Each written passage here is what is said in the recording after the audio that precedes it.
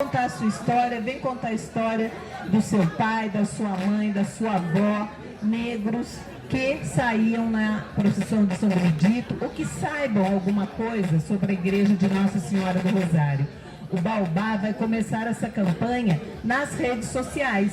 Nós vamos abrir assim: você sabe alguma história da igreja de Nossa Senhora do Rosário de Guaratinguetá? Você tem alguma foto da igreja de Nossa Senhora do Rosário de Guaratinguetá? Então traga pra gente, vamos juntar um pouco de cada, a história, um trecho de cada um e fazer uma só, não é? Então, sem mais delongas, vamos começar agora. Vou passar a palavra para o Gui, que é o coordenador de pesquisa do Baobá. Bem-vindos. Obrigada a todos que estão aqui. Bom dia a todos. Eu me chamo Guilherme, eu sou formado em Geografia, sou também coordenador da comissão recente de pesquisa do Baobá. E aí a gente começou, para a gente ter um norte, através da Igreja Nossa Senhora dos Rosário dos Homens Pretos. E eu sou muito novo dentro desse meio dessa pesquisa. Hoje eu estou do lado de duas pessoas que conhecem profundamente muito mais. Thales Gael é uma pessoa que já tem bastante pesquisa dentro, já vem fazendo um trabalho de restauração dos documentos da Igreja Nossa Senhora dos Rosários dos Irmãos Pretos. E também o Custódio também é uma pessoa que conhece bastante também, é uma pessoa católica, certo? Então conhece bastante. Eu sou apenas um curioso que entrou nesse meio e vim também aqui também para fazer, digamos assim, uma liga dentro disso tudo. E para mim foi uma coisa muito curiosa, porque quando a gente vai pensar geralmente o movimento negro, a gente acaba pensando sempre a partir do MNU, sempre a partir do Movimento Negro Unificado. A gente, quando vai olhar principalmente para a história de Guaratinguetá, a gente acaba esquecendo que aqui já teve um movimento negro muito forte ligado a Nossa Senhora dos Rosário dos Homens Pretos. E isso vem através de uma ligação muito forte, tanto com a devoção da fé, mas também com todo esse movimento escravagista que aqui tinha antes.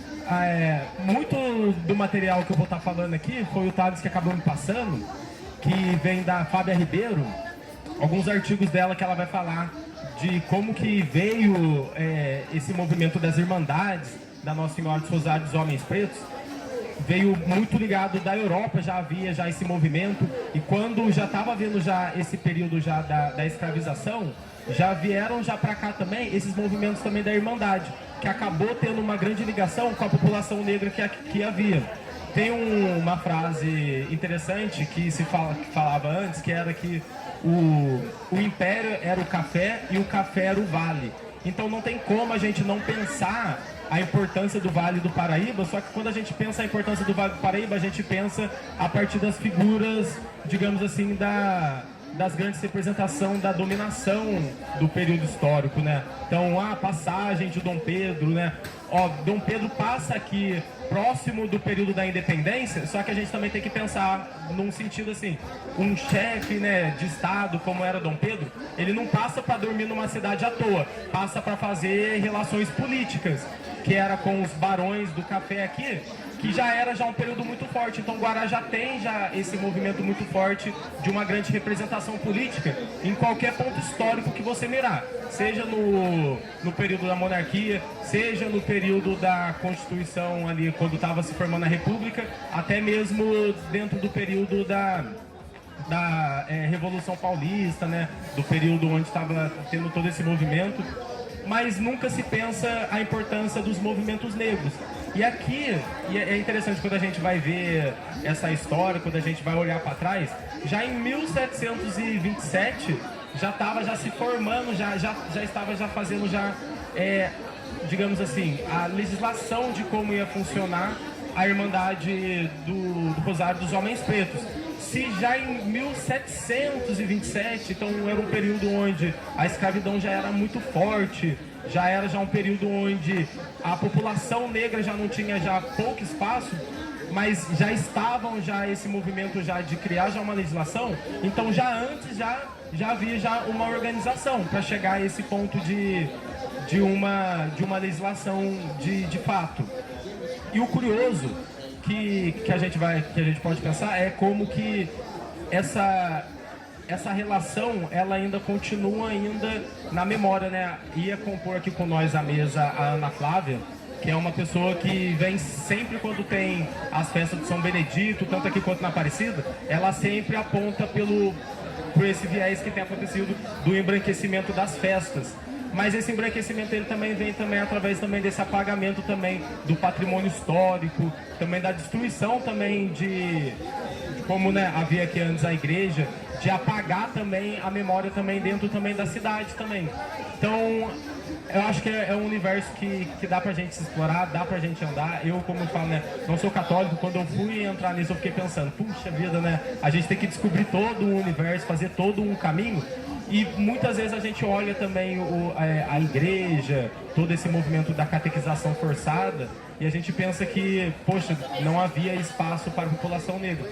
A Fábia Ribeiro, ela tem uma fala que eu acho que é muito interessante, que ela diz assim, né, que eles ocupavam o espaço cultuando a religião do Senhor. E era uma maneira de ocupar o espaço, mas uma maneira também de ter um momento de socialização, de solidariedade, e que era possível, porque qual que era a outra maneira que era possível, né? Há uma fala também que ela traz também, ela é uma pesquisadora que vem pesquisando sobre as irmandades no Vale do Paraíba, que ela fala assim que no Largo do Rosário em São Paulo, quando estava acontecendo esse movimento das irmandades muito forte, e quando havia as festas, as pessoas não passavam nem na porta da igreja de noite, por causa que estava tendo os batuques, estava tendo toda essa relação com já a cultura afro ali, mas era uma maneira deles trazer essa resistência, trazer essa memória deles, trazer a sua cultuação. E era, tipo, digamos assim, era uma quebra da missa tradicional. Então as pessoas passavam a olhar e falavam, cara, não está acontecendo uma missa aí. Mas era uma missa de fato, só que com os elementos da cultura afro. Então eu acho que é um momento muito rico. Eu vou passar a palavra para o Thales, depois eu passo para o Custódio, se vocês quiserem fazer esse bate-bola, e aí a gente vai conversando sobre. Muito bom, Gui. Eu ainda vou fazer mais um convite às pessoas que estão aqui na praça, que queiram saber sobre a Igreja de Nossa Senhora do Rosário. Senta aqui com a gente, que aqui está sendo realizada uma pesquisa histórica sobre a Igreja de Nossa Senhora do Rosário. O bate-papo é esse. Era conhecida como Nossa Senhora do Rosário dos Pretos. Então, venham aqui para saber qual é a história dessa igreja que ficava na praça e foi demolida. Agora, com vocês, para o nosso professor Custódio Ferreira.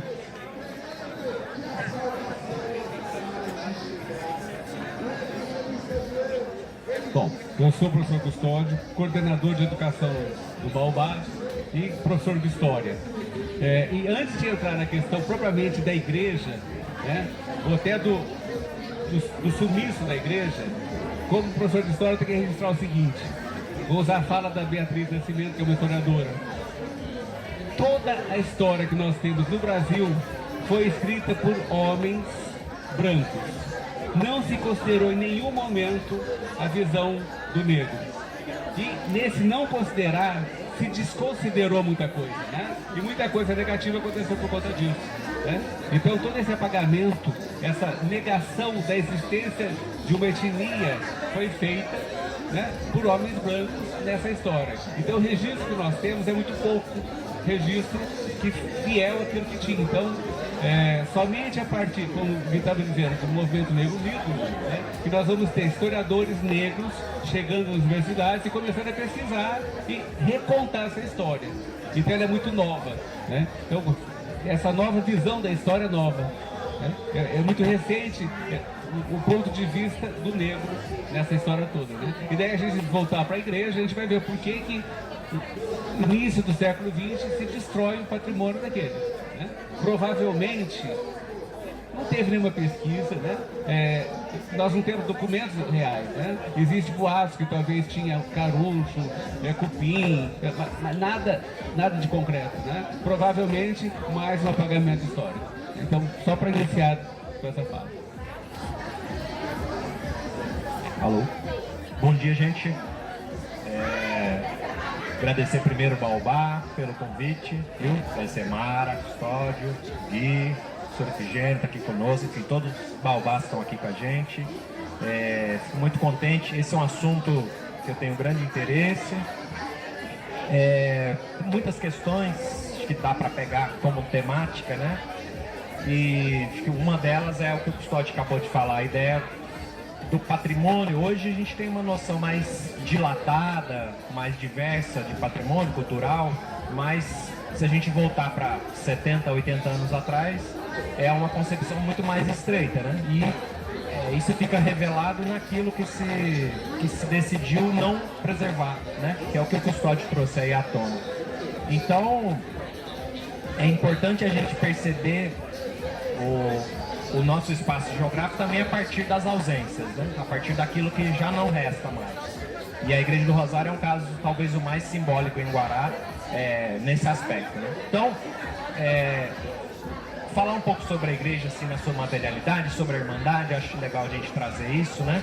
1727, né, o Gui trouxe essa data. A Irmandade já existia nessa altura e obtém uma autorização do prelado, do bispo, né, do bispo do Rio de Janeiro, para que possa erguer sua própria capela. Em 1753 é celebrada já a primeira missa. A igreja se localizava bem ali onde é a Lojas King, um pedacinho do terreno, provavelmente ali onde está o centro social, onde está ali a Secretaria de Cultura. Existia um beco ali, tá, gente? Entre a igreja, aqui tinha um sobradão, que era do Visconde de Guaratinguetá, onde hoje está aquele prédio, tinha um beco e a igreja. As igrejas, via de regra, tinham que ser construídas sem uma construção ao lado. Isso era uma determinação das constituições primeiras do arcebispado da Bahia, era uma legislação canônica do período colonial, então geralmente você tem esse isolamento. A igreja não ficava no mesmo alinhamento hoje da rua Monsenhor Filipe, né? Essa rua se chamou no passado Rua Municipal, né? Eu não me lembro o nome no período colonial. Ela ocupava um pouco que hoje é o arruamento, as ruas eram mais estreitas, né? Assim como aqui a Rua São Francisco era um beco, também era uma rua bem estreita, com o tempo foi tomando essa conformação que a gente tem hoje. A igreja existiu até 1935, foi demolida. Esse processo foi documentado pelo fotógrafo Erwin Schellenberg, fotógrafo alemão que estava radicado aqui em Guará. Ele fotografou a igreja logo antes e logo depois da demolição. Então a gente vê o terreno vago e foi construído o bar pequeno, que é ainda essa construção ali da Loja 5, que foi muito descaracterizado já também, mas a construção é aquela, né? O bar pequeno ainda está na memória da população. Isso é interessante de falar, como que talvez não a geração minha, depois de mim, que já não tem também essa referência, mas eu aprendi, meu pai e minha mãe estão aqui hoje, eu aprendi a chamar ali de bar pequeno, né?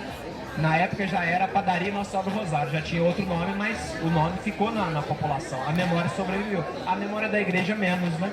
Embora tivesse ali no nome, mas porque as ausências elas causam isso também. Se você não mantém aquele assunto à tona, circulando socialmente, né? Aquilo lentamente vai se apagar. Então aqui hoje é uma ação importante, a gente trazer essas coisas à tona, revirar um pouco essa história para fazer essa lembrança. Aí, só concluir a primeira leva aqui, senão eu vou ficar falando mais. Mas se eu falar de irmandades de pessoas, de irmandades de negros em geral, tentar contextualizar isso um pouco, tá, gente? Já no século XV, lá em Portugal, em Lisboa, vai ter a primeira Irmandade Nossa Senhora do Rosário, no convento de São Domingos, se eu não me engano. Tem uma presença africana em Portugal, tá, gente? Desde uma data muito remota, do início da escravidão africana. E nós temos também um outro contexto que eu acho importante, que é a chegada dos portugueses no que hoje é Angola e Congo, ali na foz do Rio Zaire, né? Próximo à cidade de Mbanza Congo, que era a capital do Reino do Congo. É um estado muito grande e poderoso ali da região centro-africana, um dos mais importantes daquele território, e cujo monarca, o Mani Congo, né, vai chegar lá o Diogo Cão, português, lá por 1450 e pouco, vai ter contato com esse reino, vai estabelecer relações diplomáticas com o Império Português. O Mani Congo vai se converter ao catolicismo num tempo bem recuado, esqueci o nome desse rei agora, vai adotar um nome português, né, inclusive.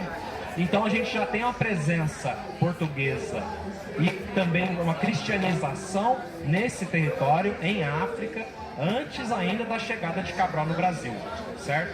Então, a gente tem, no contexto da escravidão atlântica, a gente tem essa conversão forçada e a cristianização forçada, o batismo forçado, e a gente tem alguns contextos de povos que já tinham contato com o catolicismo, com o cristianismo, especialmente nessa região, principalmente da África, por conta dessa relação, dessa história do Diogo Cão, da chegada dos portugueses no século XV. Então, esse é um contexto importante. E as irmandades vão refletir também uma hierarquia social do período colonial, do Império Português. Brancos livres, pessoas pardas livres, pessoas negras livres, escravizadas, pardos também livres, escravizados, e que vão se organizar. Um desses reflexos mais importantes, uma das estruturas e formas de sociabilidade mais importantes são as irmandades de leigos, né? Então, irmandades de pretos, ou como é o caso da Irmandade do Rosário, livres e escravizados, Irmandade de São Benedito, que vai surgir depois, irmandades, não no caso aqui de Guará, mas existem irmandades de pardos, que vão ter profissionais liberais, Irmandade de São José, por exemplo, em Ouro Preto, a gente teve essa irmandade, no Rio de Janeiro, vai reunir muitos profissionais liberais, carpinteiros, músicos, marceneiros, entalhadores, pintores, que vão se agremiar. Então, a hierarquia social, a organização social estava refletida muito fortemente nas irmandades. Então, é importante para a gente compreender esse período e entender um pouco essas formas de organização também. É isso. Eu queria complementar então a questão das irmandades, que além dessas que ele citou, nós tínhamos a Irmandade da Boa Morte, né, que tinha uma ação positivista, porque muitos desses escravizados, quando morriam, não tinham um enterro digno. Né? Então a Irmandade da Boa Morte, ela fazia esse trabalho, né, de proporcionar àqueles escravizados que faleceram um enterro digno, né? Também junto com essas irmandades, né, eles funcionavam como se fosse uma casa de crédito. Eles juntavam dinheiro para poder emprestar entre eles, para poder comprar alforria, ou até mesmo para poder ajudar nas necessidades básicas que tinham, né? Então essas irmandades, elas suprem todo o papel que hoje o Estado deveria fazer de assistência social, essas irmandades que faziam. Né? Então, elas são importantíssimas na preservação da memória, né, do povo preto, né? Falando do cemitério, me lembro agora do caso Valongo, né? O cemitério dos Presos Novos, né? Que é uma outra descoberta, é uma outra pesquisa em cima mais recente, né? De milhares de corpos que foram massacrados numa vala comum, né? No sítio. Então esse apagamento parte daí. Só para lembrar. Tem uma coisa que quando a gente começou isso, eu estava conversando com o Thales, e o Thales manja pra caramba, ele trouxe bastante dado, que esse movimento que nem o Custódio falou, que é uma coisa muito recente, mas que esse movimento de buscar, esse movimento de fazer esse resgate histórico das igrejas da Nossa Senhora do Rosário, não acontece só aqui, mas acontece também nas cidades vizinhas também, né? Taubaté, Pindamonhangaba. Então a gente vê também que não era só aqui que existia esse tipo de organização, mas todo lugar onde havia uma população escravizada muito forte, era uma maneira deles conseguir se organizar, uma maneira deles ter esse momento de como que a gente vai ajudar o próximo, né? Né? Tinha também, dentro também desse tipo de organização da Nossa Senhora do Rosário, aquele que ia buscar, digamos assim, os recursos. Tinha também aquele também que ia ser o andador, que ia para um lado para o outro, falando, olha gente, tá tendo esse tipo de irmandade, vão fazer parte, etc. Uma coisa também que eu estava também vendo também, que esse ano foi uma das primeiras vezes que eu fui na procissão de São Benedito. Eu acho que poucas pessoas vão dentro de Guará. É a mesma coisa do jongo também, né?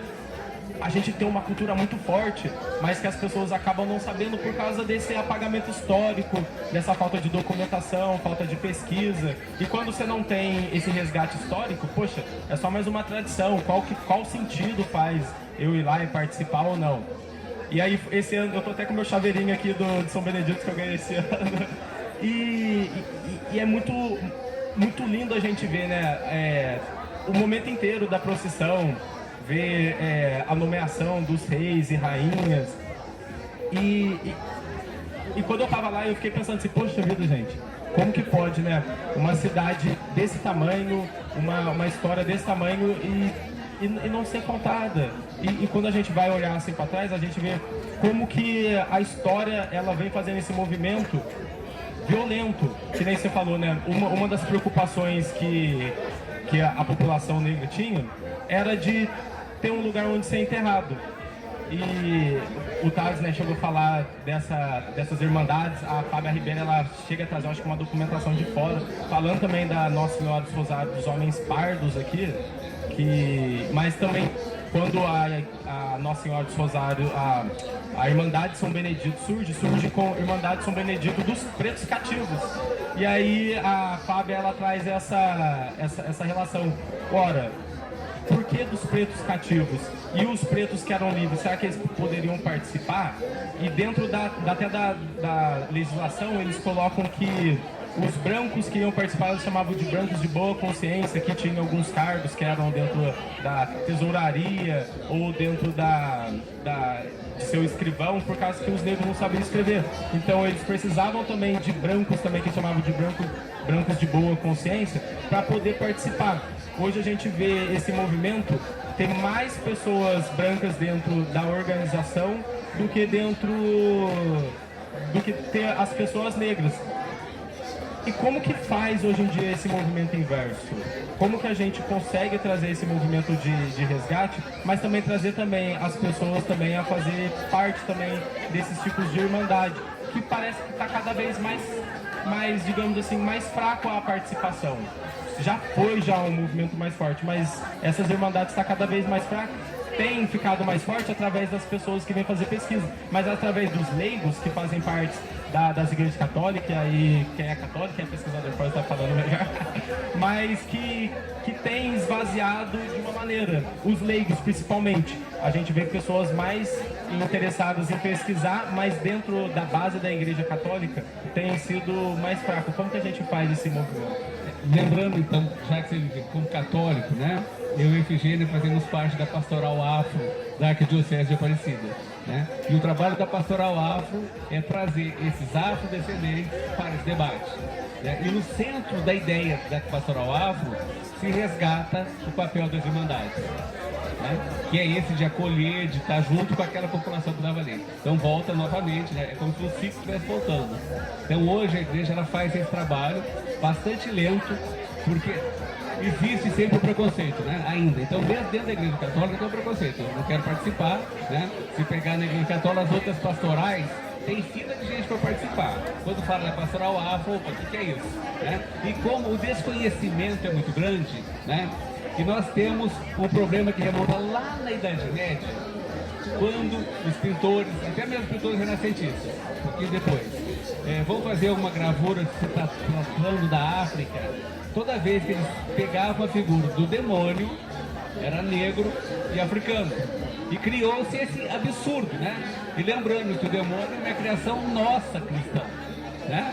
As religiões de matriz africana não existe a figura do demônio, é uma coisa europeia do cristianismo, né? E por conta dessa confusão as pessoas têm medo. Quando você falava do jongo, né? Eu frequento o jongo há 4 anos, passo a noite lá no jongo, né? Pelo menos uma das noites eu passo a noite lá, que é muito forte o que tem.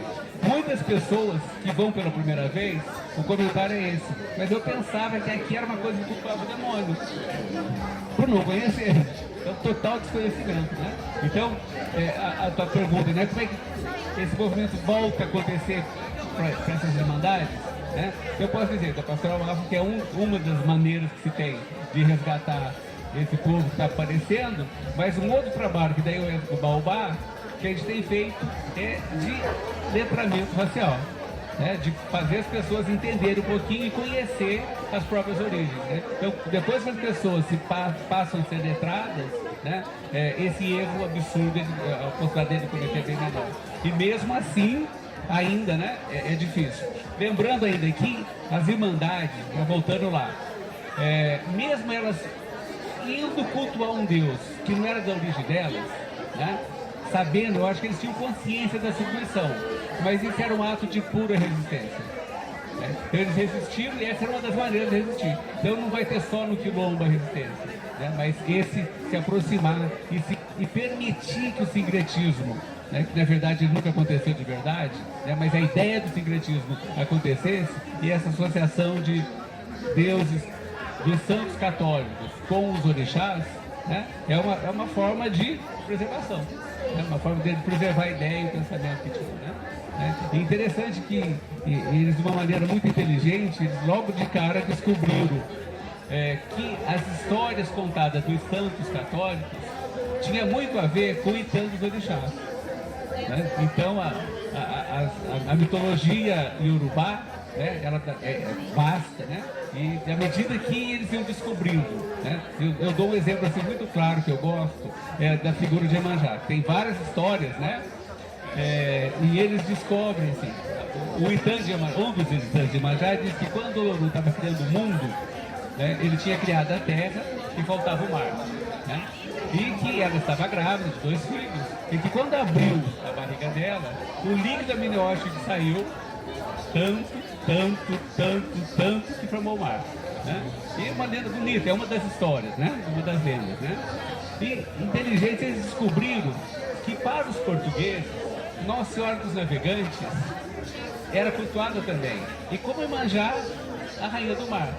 Foi fácil juntar Iemanjá 2 de fevereiro para cultuar Nossa Senhora dos Navegantes e fazer a associação, né? Então dessa forma foi criando o tal do sincretismo, né? Não é que tinha, né? Eu acho que a necessidade foi fazer com que ele se adaptasse, tudo como sobrevivência, né? Resistência para sobreviver, não era nem para poder sobreviver mesmo. É interessante ver essa história do nosso povo.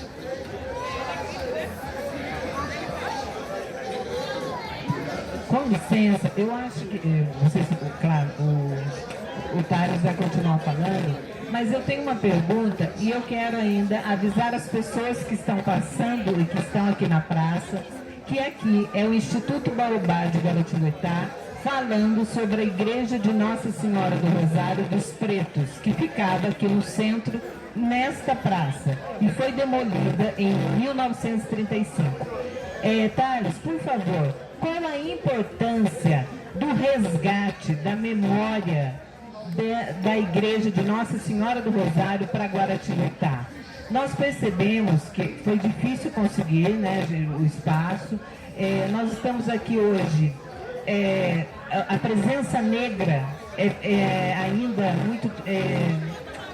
muito tímida, né? Nós temos que conscientizar os próprios negros da importância da história nossa, né? Da nossa história.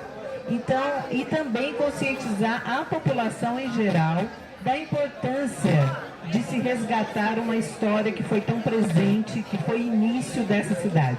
Por favor.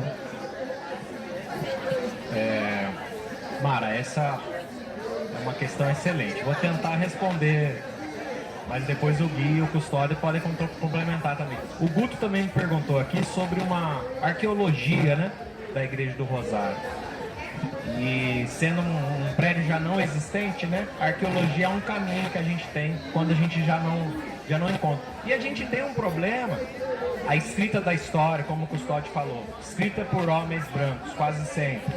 E escritas sobre a classe de homens brancos, a classe dominante de homens brancos e tudo. Então, a forma como a história foi sendo escrita ao longo dos tempos, ela vai fazer esse apagamento muito sistemático. Então, população dos povos originários, da negritude, vai ser sistemática. Vão ser apenas quando aparece uma pequena nota de rodapé, né?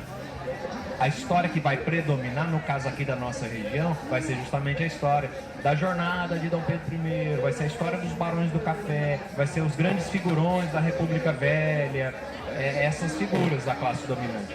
E a gente tem, dentro do campo da história, né, gente, sobretudo assim dos anos 60 para cá, a gente vem tendo um olhar mais generoso, mais diverso para escrever também a história desses grupos que foram subalternizados, né?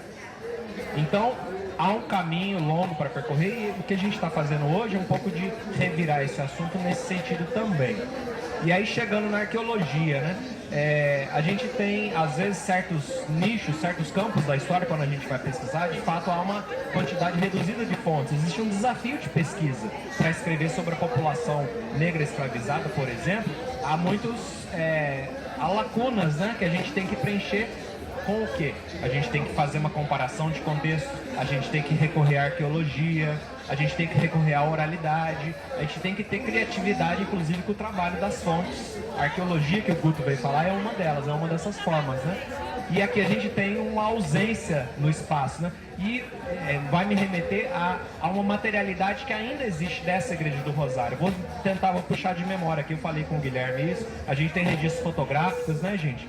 Na fachada da igreja, era uma igreja de 2 torres, ela tinha um nicho envidraçado que tinha uma imagem de Nossa Senhora do Rosário. Essa imagem eu acredito que seja a imagem que ficava dentro aqui do bar pequeno, tá? Me relataram recentemente que essa imagem existe numa padaria lá em Pindamonhangaba. Essa imagem ainda está preservada. Existia uma outra imagem de Nossa Senhora do Rosário, que eu creio que seja padroeira, uma imagem menor, que foi levada lá para o Convento das Graças, tá, gente?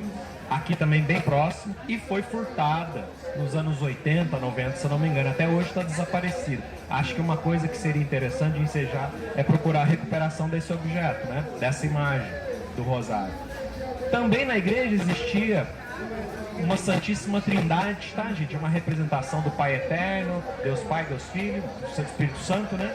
Que está aqui na casa de Frei Galvão. É uma escultura bem grande de um artista italiano, possivelmente, o Marino Del Favero, que é um artista que atuou aqui em Guará, bem no início do século XX, final do século XIX. Então é um remanescente da igreja que ainda está aqui.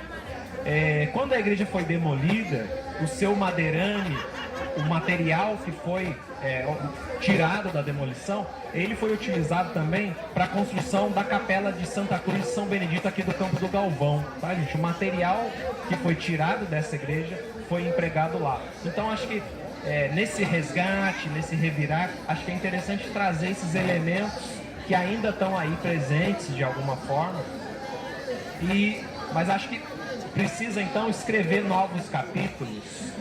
Acho que há muitos capítulos para serem escritos. Acho que esse que é o grande desafio é esse.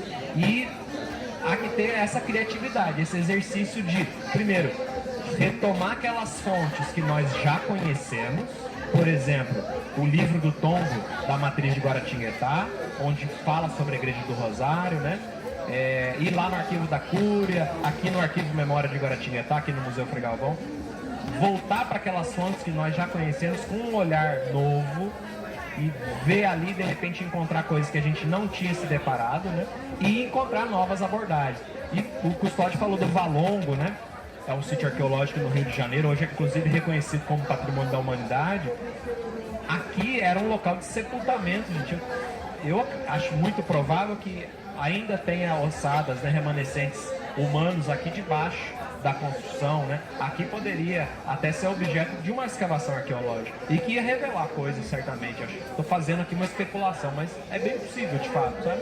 Então, acho que é um longo caminho, mas a ideia trazida aí pela Mara, pelo Gui, pelo Custódio, que essa ideia de assinalar, eu acho que é um exercício importante para a gente buscar, assinalar essa ausência hoje. Então, falar que nós estamos na Praça Conselheiro Rodrigues Alves, o antigo Largo do Rosário, então o antigo nome desse local, assinalar a ausência da Igreja do Rosário através de uma sinalização patrimonial, acho que é uma ação aí muito louvável, acho que pode ser buscada, e de mostrar para as pessoas aquilo que não está, porque não é o que está óbvio, né? É aquilo que a gente precisa dar um empurrãozinho para que seja revelado aquilo no nosso espaço urbano. Então, acho que esse é um caminho aí, quem sabe a gente avança nele, né?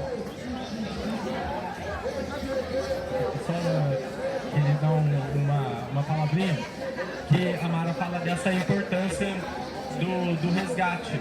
Eu penso que, tipo assim, hoje a gente está fazendo todo esse resgate, como a gente está falando aqui, de olhar a história não na perspectiva dos dominadores, na perspectiva daqueles que sempre venceram e contaram a sua história, mas também a gente hoje, aqui em Guaratinguetá, uma cidade que tem o título de instância turística, que a gente está colado com a Basílica, recebe milhares de turistas o ano inteiro, chegando na casa de 8 a 9 milhões.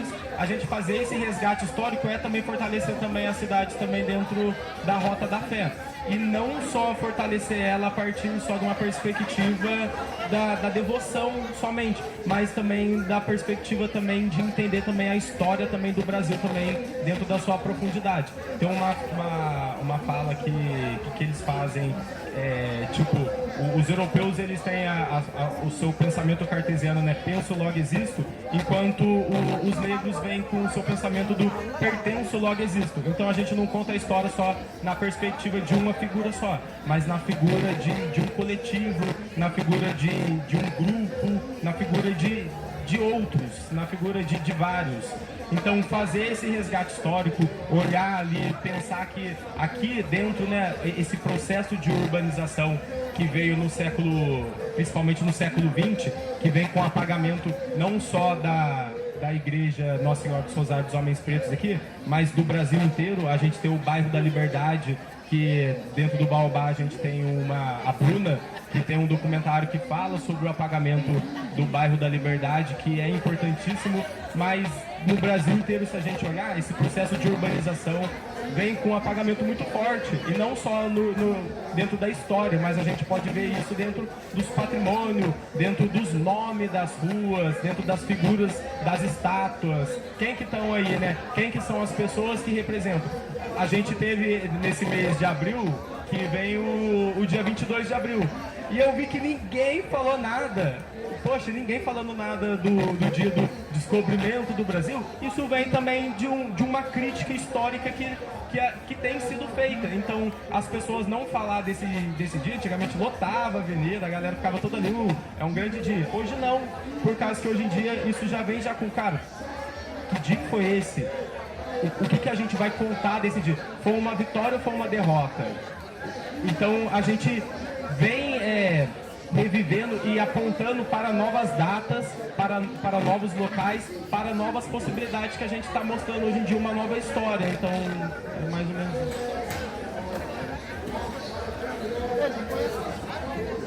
isso. Sobre o 22 de abril, com os meus alunos, a gente comemorou a data da invasão, né?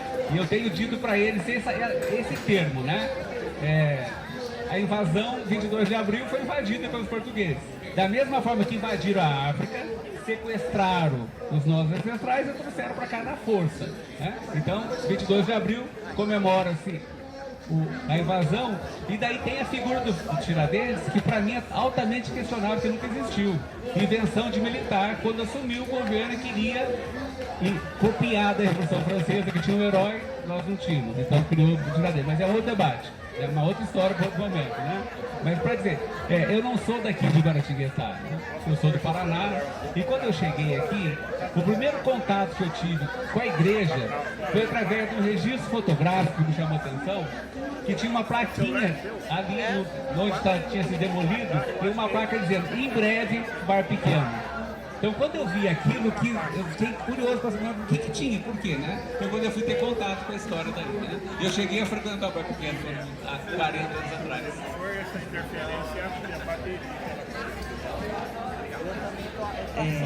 Oi, gente. Eu quero falar de novo, mais uma vez, que aqui está sendo realizada a roda de conversa, o Rosário dos Pretos,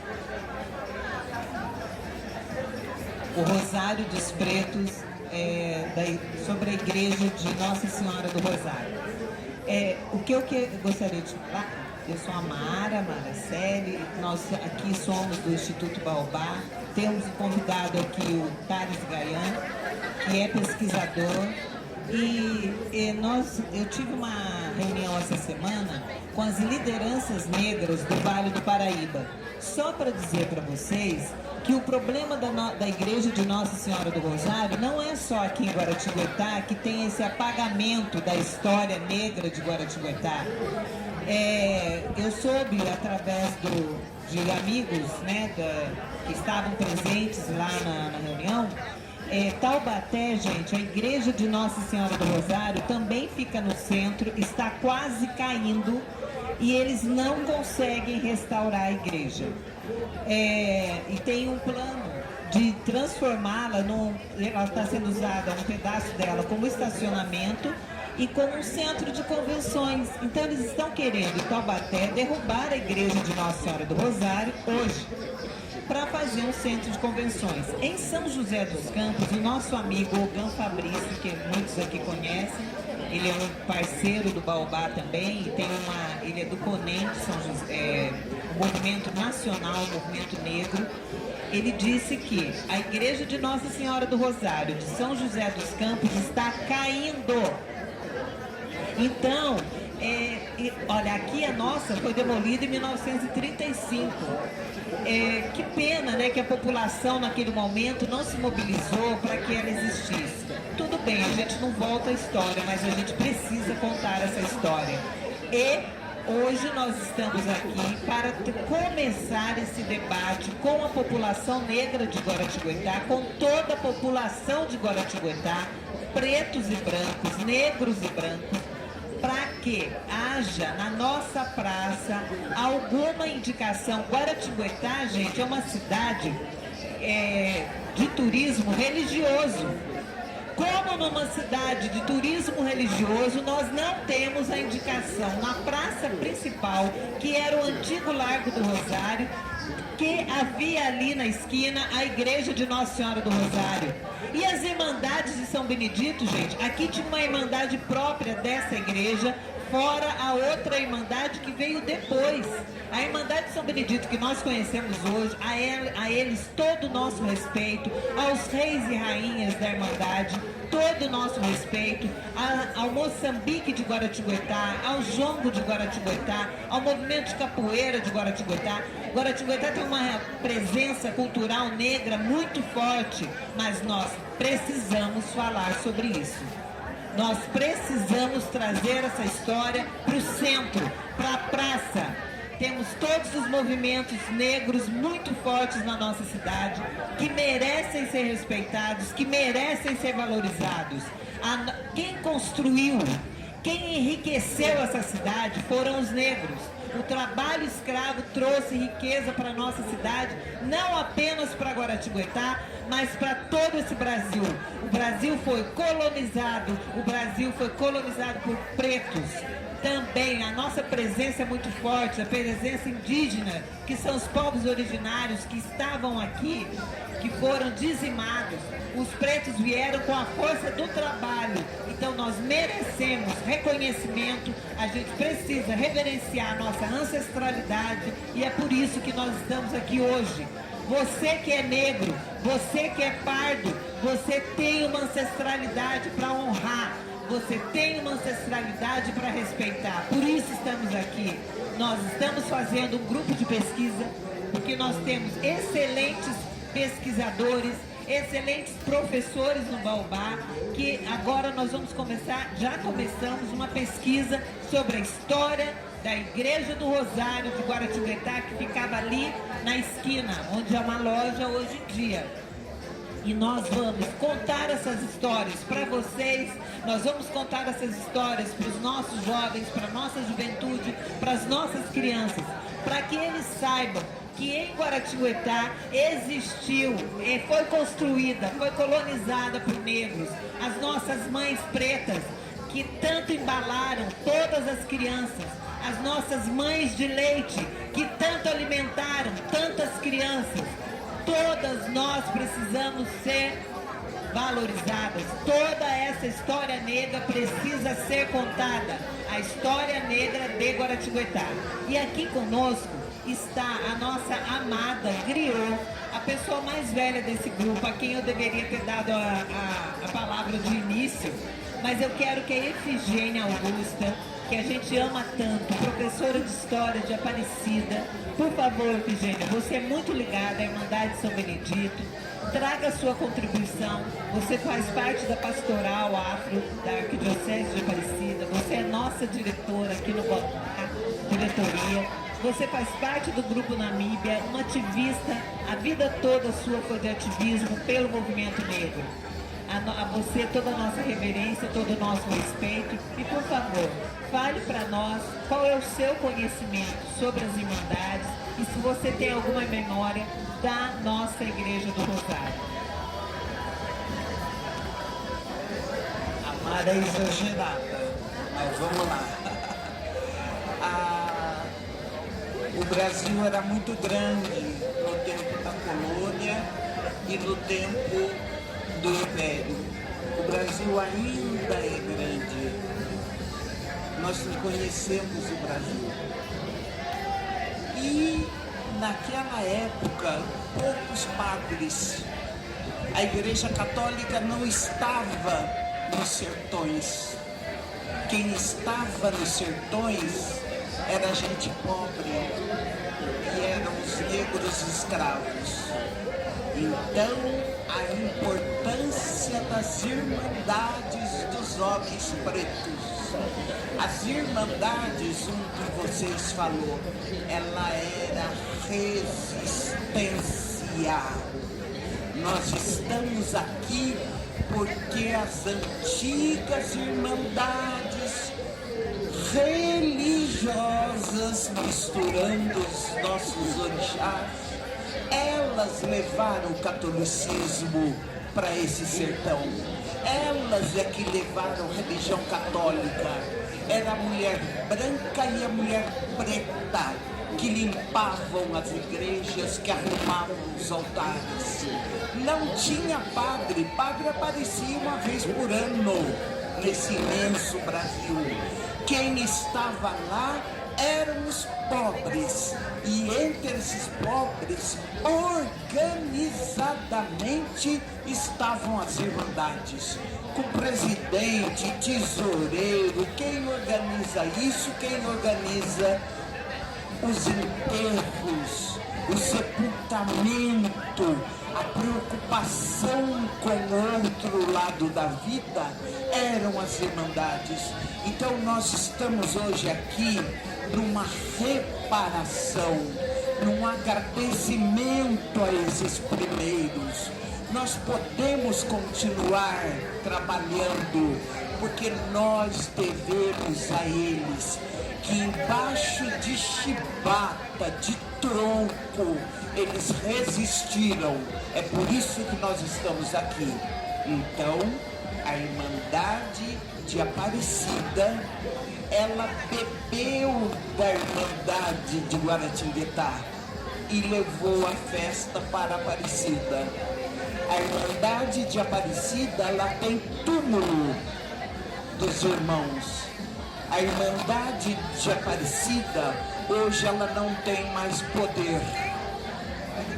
Infelizmente, as Irmandades perderam o poder. Hoje ela é oracional, o que está muito bom. Precisa rezar para que todos tenham paz. Então ela reza, ela vai aos terços, ela acompanha, mas a Aparecida perdeu o seu lado negro na festa. A Aparecida é uma festa branca feita pelos negros. Somos nós, com as nossas congadas, com o nosso jeito de rezar, batendo batuque, batendo o pé no chão, sambando. Nós estamos orando, nós estamos conversando com os orixás e com o nosso Deus Criador, que é o Deus de todos nós. Então, eu fico muito feliz que Guaratinguetá está nesse resgate, nesse trazer, nesse reconhecimento pelos nossos primeiros que tanto sofreram. E vocês estavam aí falando, para encerrar, vocês estavam falando e eu estava pensando assim, Miriam, eles estão lá sorrindo, dizendo assim, e não é que eles estão lembrando de nós, e não é que eles vão colocar que ali foi uma igreja que nós construímos, e não é que eles vão lembrar que nós estamos enterrados ali, porque era nas igrejas que enterravam. era no entorno da igreja. Então, parabéns, Baobá, parabéns os amigos não pretos que caminham conosco. Muito obrigado.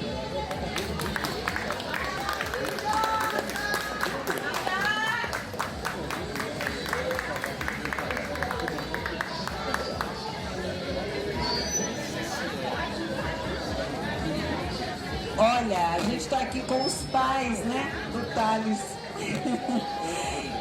Vocês têm alguma memória ou sabem alguma história da igreja de Nossa Senhora do Rosário? Vocês ouviram falar?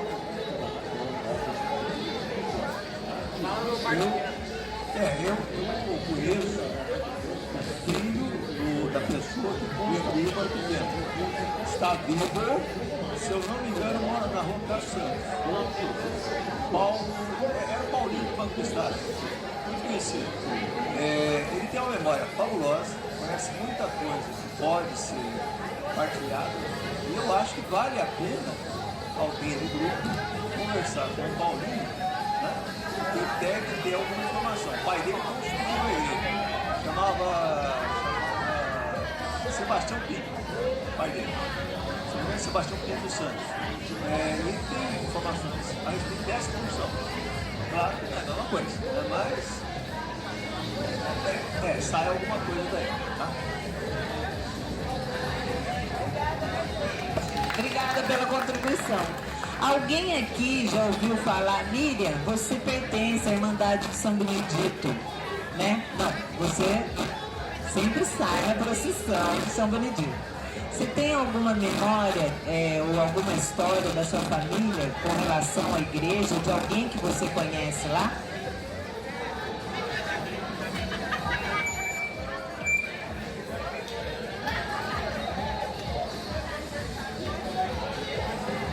Na verdade, os meus pais eram evangélicos, mas os meus tios são devotos, têm uma longa história, uma longa participação.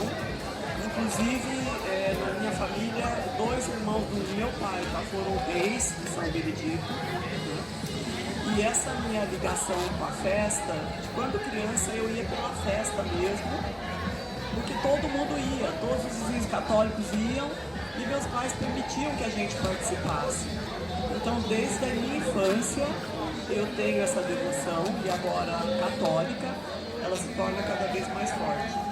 Então, tenho realmente uma participação sempre que posso em tudo que envolve. Essa é a minha história de devoção.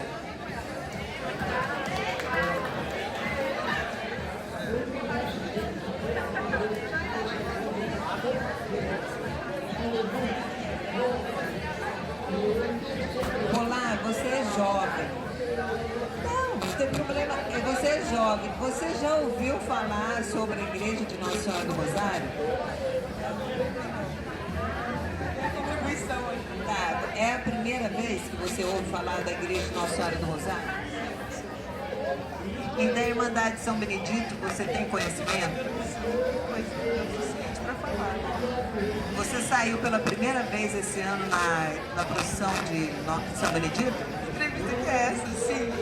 É essa a entrevista? Por que, Polar? Você representa a juventude aqui pra gente. É muito importante para nós sabermos se a juventude tem conhecimento da história. Isso é importante. É por isso que isso valida o nosso trabalho, entendeu?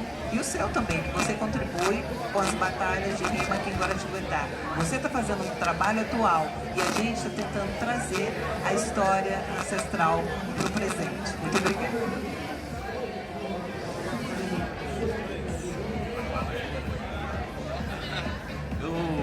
Quando eu tava...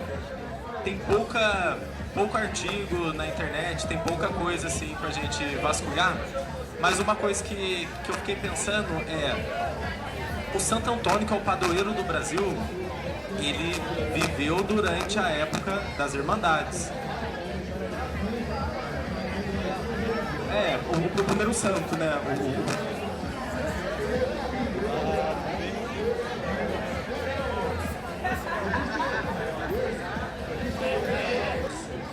será que não tem alguma relação dele? Eu acho que não deve ter nenhum tipo de documentação, não sei eu, mas a importância que ele tem hoje, várias pessoas vêm do Brasil inteiro aqui para Guaratinguetá para ir no Santuário do Frei Galvão, será que não tem alguma relação dele, ou alguma passagem, ou alguma contribuição do Frei Galvão, ou alguma relação entre a Irmandade, alguma coisa nesse sentido? Eu acho que é muito difícil fazer esse resgate de documentação histórica, mas sendo o Frei Galvão tendo no mesmo período da Irmandade de São Benedito, da Irmandade dos Rosários, dos Homens Pretos, será que não há alguma importância nesse sentido? Eu não sou conhecedor de Frei Galvão, mas daquilo do tanto que sei, ele nasceu em Guaratinguetá, mas toda a atuação dele é em São Paulo. Né? Então, tanto que os restos, tudo dele está lá no Mosteiro da Luz. E ali tem o museu, né? Ele é o padroeiro dos pedreiros, né? Então, por ser isso, eu acho que pegava na massa ali, né? E provavelmente ele devia ter algum contato disso. Eu não sei que essa dele eram Tebas, talvez. É o mesmo período, né? É o mesmo período, São contemporâneos. O Frei Galvão nasceu ali por 1738, acho que é por aí. Então, ele é bem contemporâneo desse mundo. Mesmo não tendo uma relação direta, quando a gente fala do contexto que ele viveu, a gente está falando desse mesmo contexto. E ele, o Frei Galvão, era filho do capitão Mor, Antônio Galvão de França. Uma das pessoas mais poderosas, talvez o mais poderoso que existia em Guaratinguetá naquele tempo. Proprietário de muitas pessoas escravizadas, inclusive. Né? Então há uma relação evidente de contexto aí, econômico, social, político, né, que se relaciona. E de fato ele foi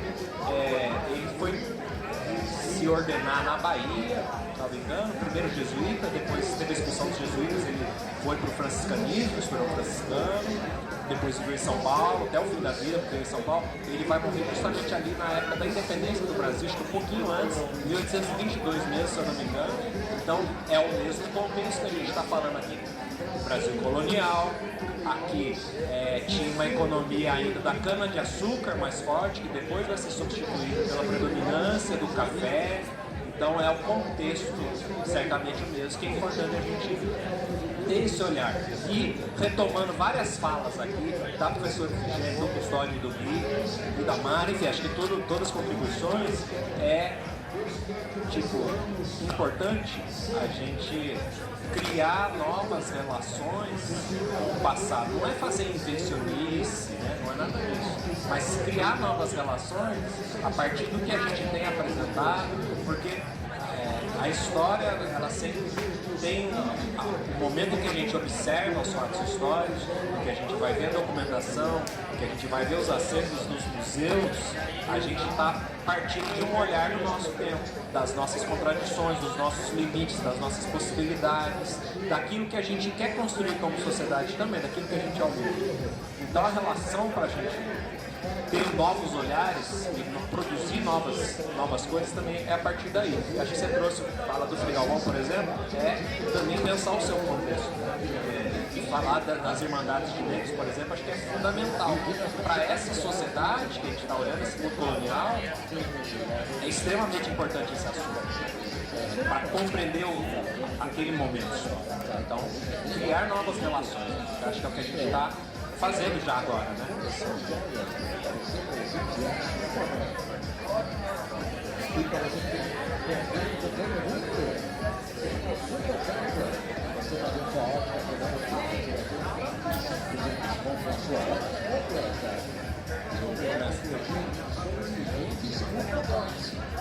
Pensando até nessa questão que a gente estava falando um pouco antes sobre as principais datas comemorativas do Brasil, né, o 22 de abril e tal, dia 19 foi o dia dos povos indígenas, também foi um dia também que é pouco também discutido também em Guaratinguetá, que carrega o nome Tupi-Guarani.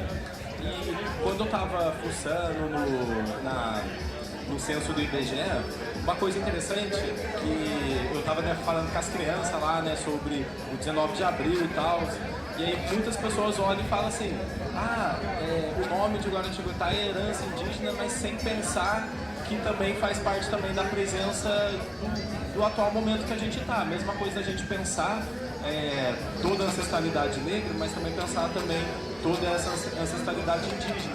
E uma coisa que eu queria jogar aqui, que não tem tanto a ver assim, com isso, mas acaba tendo também um pouco de relação, é que no Brasil inteiro, apenas 0,5% se considera indígena. Em Guaratinguetá, 3% da população se considera indígena. Então a gente vê que aqui em Guaratinguetá tem um grande número que se considera indígena, da mesma maneira que a população negra também. Embora Guaratinguetá seja 55% da população se considera branco, mas se você sair perguntando, muitas vezes as pessoas que são negras, você olha a fisionomia, você olha a discriminação que a pessoa sofre, mas dentro desse processo de apagamento as pessoas acabam não sabendo muitas vezes se reconhecer dentro desse processo de identificação. Quando a gente faz esse resgate histórico, também a gente traz também isso também da pessoa também saber também se reconhecer, saber a sua identidade. E também não só a sua identidade individual, mas também a sua identidade coletiva. Trazer esse debate é também a gente trazer também um debate também sobre a história de Guaratinguetá, que muitas vezes a gente pensa e fala assim, poxa, a cidade está prestes a fazer 400 anos. Qual é a sua história? Qual é a sua trajetória? Acho que hoje isso acaba sendo um pontapé inicial para a gente também estar discutindo, estar trazendo a história de Guaratinguetá. Não a verdadeira história de Guaratinguetá, mas um caminho para a gente se identificar enquanto população, enquanto povão mesmo, né? Porque se a gente fala, o conselheiro Rodrigues Alves, puxa, é uma pessoa tão longe, parece que nem faz parte da história. Mas quando a gente fala do povo, daquele que ajudou a construir tijolinho por tijolinho, isso fica mais próximo da gente. Muito hoje em dia a gente se fala das cidades inteiras do Brasil inteiro, que o centro da cidade está sendo esvaziado, mas esse centro ele acaba sendo preenchido quando a gente faz esse levantamento histórico, porque o centro antigamente era o cartão de identidade, mas era também o ambiente econômico principal. Quando a gente fala da Nossa Senhora do Rosário dos Homens Pretos, é a gente fazer esse resgate para a gente trazer a população para o centro da cidade, para a gente reativar o centro da cidade. Então acho que hoje acaba sendo um pontapé inicial e eu estou muito feliz, como uma pessoa curiosa aqui. Eu vou passar a palavra para o grupo que está ali pertinho. Obrigada, Bia, que fala maravilhosa sua. Não, é que eu lembrei que temos ainda dois integrantes aqui da roda que não falaram, né? Guto, você é um ecólogo. O que você ouviu aqui hoje, toda essa bela explicação sobre a história de Nossa Senhora do Rosário? O que chegou para você? O que você tem para contribuir? A mãe do Guto, a Dona Nazaré, era uma pessoa muito religiosa e muito culta. A sua avó também. Então, você tem alguma memória da igreja de Nossa Senhora do Rosário? O que chegou para você dessa história? Olá, bom dia. Eu achei tudo muito bom aqui, né? Esse resgate, essa contação, esse incentivo, né, pela fala de vocês. Mas eu queria falar duas coisinhas. Uma é que eu acho que isso aqui já é um documento, né, do meu ponto de vista, quando a gente está...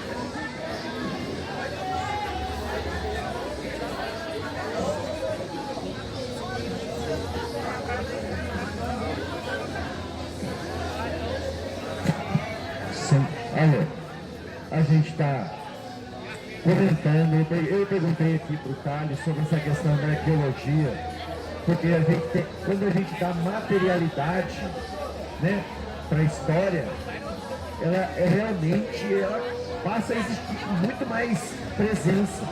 O Cais de Valongo lá, né, se tornou um lugar de visitação, né?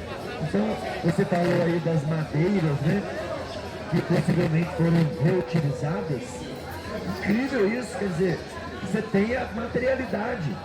Então eu acho muito importante que isso crie um dossiê, né? Crie uma série de documentos para que a gente levante essa história e faça parte da comemoração aí dos próximos anos e dos 400 anos, né, quando ele está vindo. Outra coisa que eu queria falar é que aqui embaixo, né, mais abaixo, passa um ribeirão, né? E assim como antigamente, né, quer dizer, o ribeirão está aí, né, gente? Ele não parou, né? Ele continua correndo, o ribeirão. Esse aqui é o dos Motas, né? Vem dos altos da serra aqui, dos Motas, né? Depois do Tamandaré. Então, ele está vendo essa história, né? A igreja, imagina, ela ficava, né? Você tinha a igreja do alto e tinha a igreja aqui da Baixada, né? Na beira do rio, né? Muitas pessoas talvez foram sepultadas aqui. Então é importante essa geografia, né? Retratar essa geografia do ponto de vista ambiental, ecológico, é muito interessante. Tá bom? Obrigado aí vocês.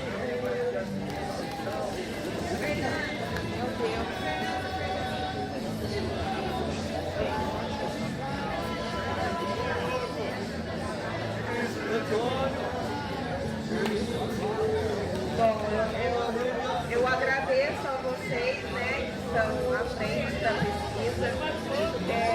Para mim, eu já tinha ouvido falar da Igreja Nossa Senhora do Rosário através da minha mãe, mas eu não imaginava que não tivesse um marco dela, nada registrado sobre, né?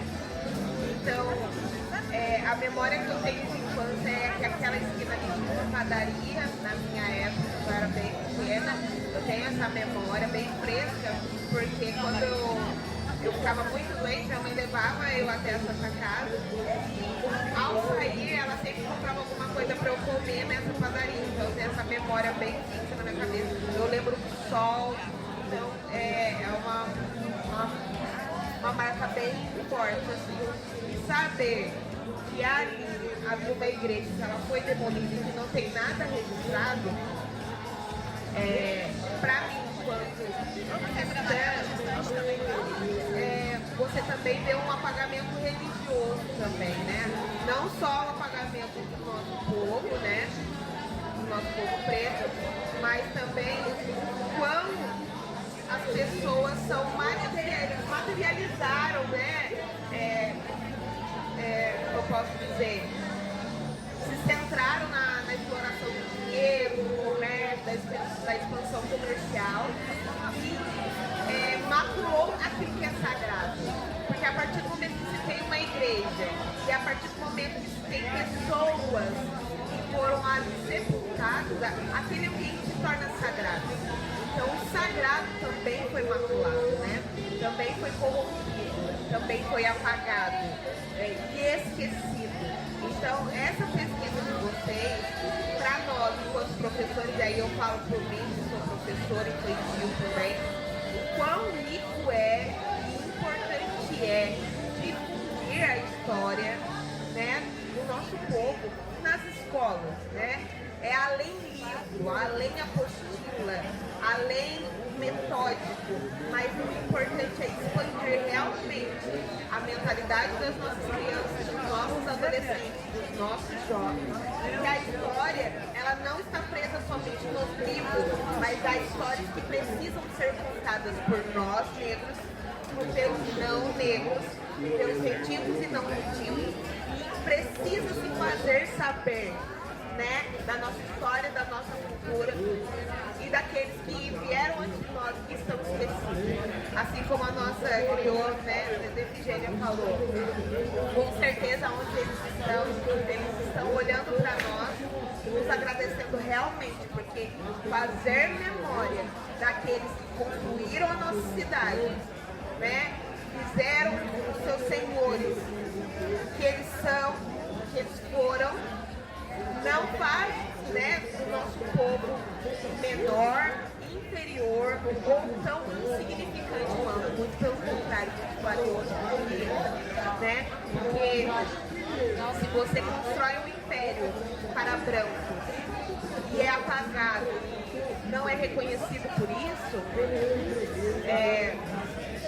mostra o quão a nossa humanidade está perdendo-se, né, o valor, né? Porque tem-se valor aos bens, aí eu faço da máxima, né?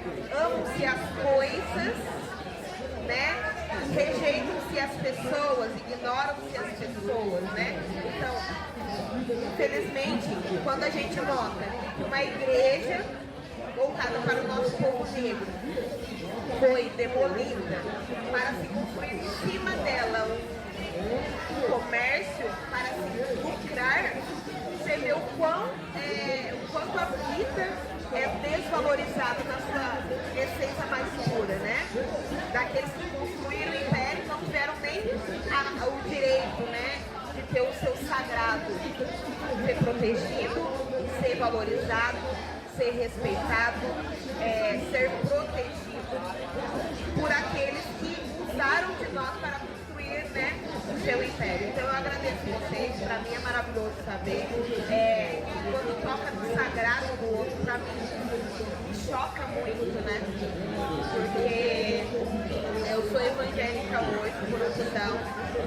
Então quando toca no sagrado do outro, quando vejo que o sagrado do outro está sendo imaculado a ponto de enriquecimento próprio, né? Particular, então isso me choca muito, mas eu fico muito feliz. E eu espero realmente que no documentário que passem pelas escolas, que os jovens, os adolescentes, as crianças saibam que vire livro infantil, não sei, tem que dar um jeito de expandir esse conhecimento aí, a gente precisa ter. Obrigada. Antes de encerrar, eu preciso fazer uma fala aqui. Eu e a Efigênia e o professor Alexandre, que é o coordenador junto com o custódio da educação do Baobá, estivemos no mês passado conversando com o senhor prefeito municipal, senhor Júnior Filipe. Vou falar de novo para cortar isso, senão vai ficar feio, esqueci o nome. De novo. Eu e a Efigênia e o professor Alexandre Roca estivemos no mês passado conversando com o senhor prefeito Júnior Filipe, o prefeito de Guaratinguetá, e colocamos para ele essa questão da Igreja do Rosário, da cidade ser turístico-religiosa e não ter nenhuma menção ao antigo Largo do Rosário e à Igreja de Nossa Senhora do Rosário. E para nossa felicidade, nós falamos da nossa intenção de colocarmos uma placa no prédio, não então na praça, para todo mundo, para os turistas e para a população saberem que ali existia a Igreja de Nossa Senhora do Rosário dos Pretos. Ele gostou tanto da ideia e nos deu uma ótima notícia. O prefeito municipal de Guaratinguetá nos disse que essa praça será reformada e que para a gente voltar a conversar com ele, apresentar o projeto do Baobá de restauração, não de restauração, de reparação, né, da memória, de sinalização, esse é o tema, sinalização da Igreja de Nossa Senhora do Rosário, para que a população que transita pela praça saiba, olha, aqui houve uma igreja de Nossa Senhora do Rosário. E também para os turistas. Guaratinguetá hoje em dia recebe muito, hoje não, há muito tempo, né? Recebe muito turismo religioso. Então os turistas também vão ter mais um ponto de turismo religioso para tirar suas fotos, para saber a história, né? Então, só para enriquecimento cultural e religioso de Guaratinguetá. Então, a praça vai ser reformada e nós pedimos a ele que instale na praça algum referencial, uma imagem da igreja, algum totem, né, com a história breve da igreja, pelo menos para as pessoas saberem que aqui existiu. Então, aqui, olha, gente, a gente vai começar a encerrar. Eu quero deixar o meu agradecimento muito especial, em nome do Instituto Baobá, ao Guilherme Claudino, ao nosso querido custódio e também ao nosso convidado, Thales, pelo trabalho que vocês estão fazendo. E já vou deixar um pedido à nossa população. População de Guaratinguetá, nós vamos abrir essa fala, eu vou pedir para o Guilherme gravar para a gente, para abrir essa fala no nosso Instagram do Baobá, pedindo à população de Guaratinguetá, eu também pretendo fazer, que o que vocês tiverem de foto, documento e história, porque história também faz história, né? Histórias de parentes, de pessoas que lembrem da Igreja de Nossa Senhora do Rosário, para que contribuam conosco. E também nós vamos começar a fazer um trabalho mais próximo à Irmandade de São Benedito, que foi convidada hoje, mas realmente ficou muito em cima da hora, e aí eles não puderam comparecer, mas o próximo, a Irmandade vai estar conosco. Isso vai ser bem bacana, né? Eles sabem muitas histórias. Então, palavra final, muito obrigada a todos, parabéns pelo trabalho que vocês estão fazendo. Queria agradecer. Eu queria agradecer e, pegando um pouquinho da fala da Fernanda, só uma frase do Caetano Veloso: é a força da grana que ergue e destrói coisas belas.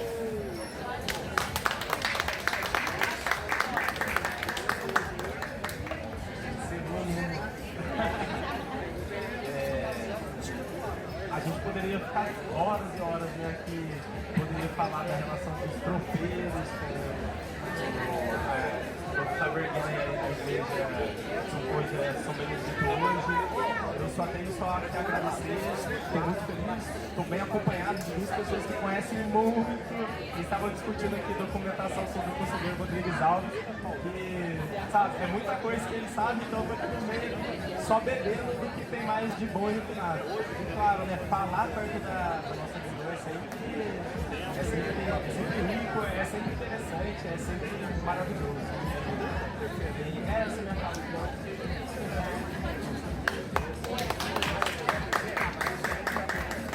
Alô, sai um pouquinho.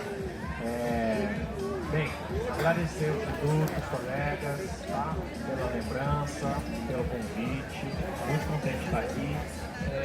E aí, contribuir de alguma forma com o que eu vejo como um dever mesmo, um dever de memória que a gente tem com os antigos e uma responsabilidade com o nosso tempo de agora e uma responsabilidade com as gerações futuras. Então, é uma tarefa que é importante e é necessário. Então, eu agradeço e vamos para frente, vamos para cima.